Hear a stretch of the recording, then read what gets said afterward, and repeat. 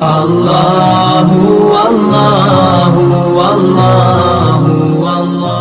السلام علیکم ورحمۃ اللہ وبرکاتہ۔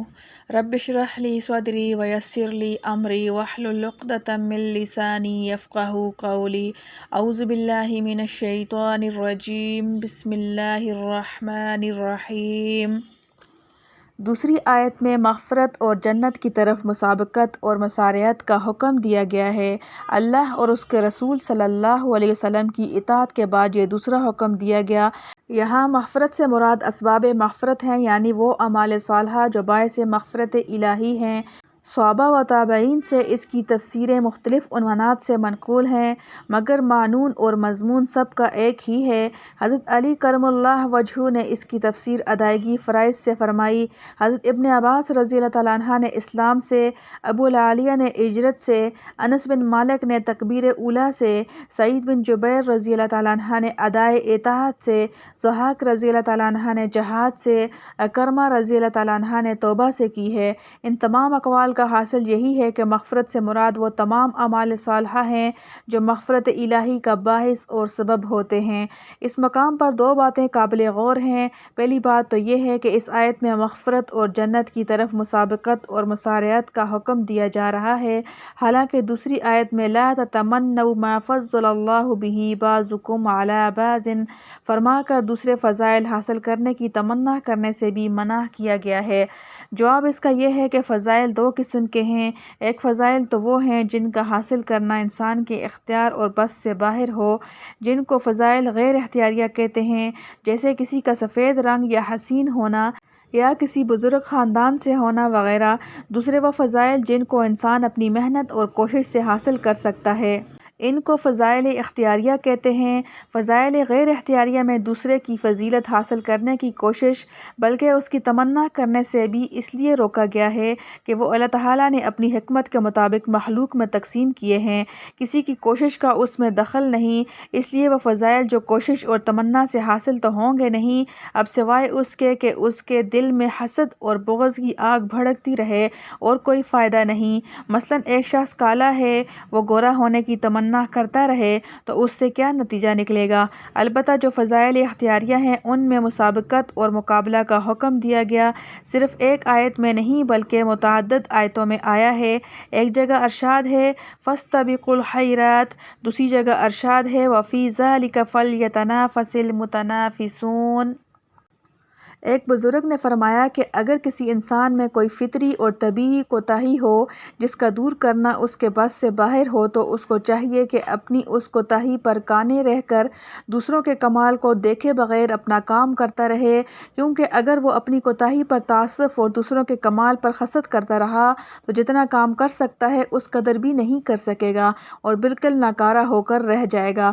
دوسری چیز جو اس جگہ قابل غور ہے وہ یہ کہ اللہ تبارک تعالیٰ نے مغفرت کو جنت سے مقدم کیا۔ اس میں ممکن ہے کہ اس امر کی طرف اشارہ ہو کہ جنت حاصل کر لینا مغفرت الہی کے بغیر ناممکن ہے، کیونکہ انسان اگر تمام عمر بھی نیکیاں کرتا رہے اور معصیت سے کنارہ کش رہے تب بھی اس کے تمام اعمال جنت کی قیمت نہیں ہو سکتے۔ جنت میں لے جانے والی صرف ایک چیز ہے اور وہ مغفرت باری تعالیٰ ہے اور اس کا فضل ہے۔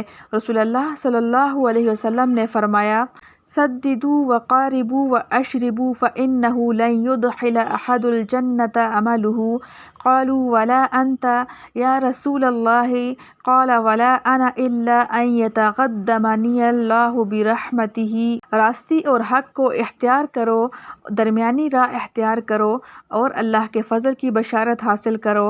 کسی شخص کا عمل اس کو جنت میں نہیں پہنچائے گا۔ لوگوں نے کہا نہ آپ صلی اللہ علیہ وسلم کا، یا رسول اللہ صلی اللہ علیہ وسلم۔ آپ نے فرمایا نہ میرا عمل جنت میں پہنچائے گا مگر یہ کہ اللہ تعالیٰ مجھ کو اپنی رحمت سے ڈھانپ لے۔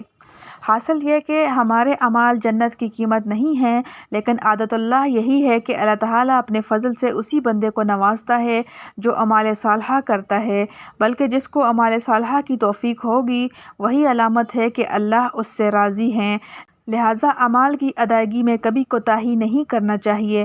معلوم ہوا کہ دخول جنت کا اصلی باعث اور سبب مغفرت الہی ہے، اسی لیے مغفرت کی اہمیت کے پیش نظر مطلق مغفرت نہیں فرمایا گیا بلکہ مغفرتم من ربکم فرمایا گیا۔ صفت ربوبیت کے بیان کرنے میں مزید لطف و اطمینان کا اظہار مقصود ہے۔ دوسری چیز جس کی طرف دوڑنے کا حکم دیا جا رہا ہے وہ جنت ہے، اور جنت کے بارے میں فرمایا گیا ہے کہ اس کی وسعت اس قدر ہے جتنا سارا آسمان و زمین ہے۔ انسان کے دماغ میں آسمان و زمین کی وسعت سے زیادہ اور کوئی وسعت آ ہی نہیں سکتی، اس لیے سمجھانے کے لیے جنت کے عرض کو اس سے تشبیہ دی، گویا بتلا دیا کہ جنت بہت وسیع ہے۔ اس کے عرض میں سارے زمین و آسمان سما سکتے ہیں۔ پھر جب اس کے عرض کا یہ حال ہے تو طول کا حال خدا جانے کیا ہوگا۔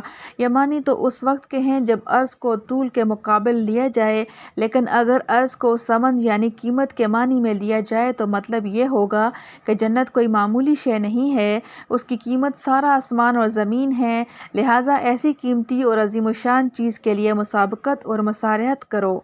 تفسیر کبیر میں ہے، ابو مسلم کہتے ہیں کہ عرض سے مراد آیت میں وہ چیز ہے جو مبیح کے مقابلہ میں بطور قیمت پیش کی جائے۔ مطلب یہ ہے کہ اگر بالفرض جنت کی قیمت لگائی جائے تو سارا آسمان اور زمین اور اس کی کائنات اس کی قیمت ہوگی۔